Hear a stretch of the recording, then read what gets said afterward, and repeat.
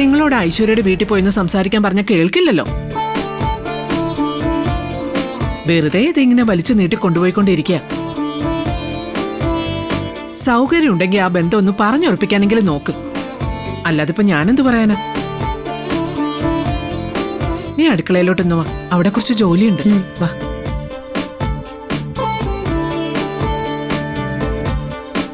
അമ്മ പറഞ്ഞത് സത്യ ഗൗതം. ഇനി ഇതിങ്ങനെ വെച്ച് നീട്ടുന്നതിൽ അർത്ഥമില്ല.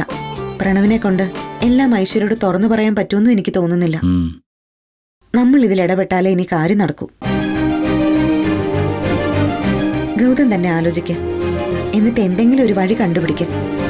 അവരുടെ വീട്ടിൽ പോവുകയോ അല്ലെങ്കിൽ ഐശ്വര്യയെ പോയി കാണുകയോ അങ്ങനെ എന്തെങ്കിലും ചെയ്യാം.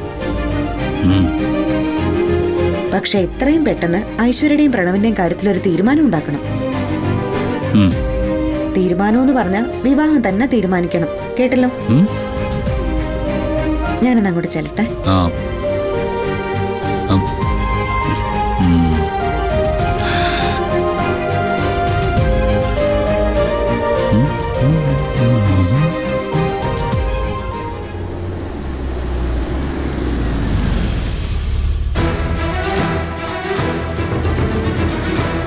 നീ ഇതിനകത്ത് തന്നെ ഇരുന്നാ മതി.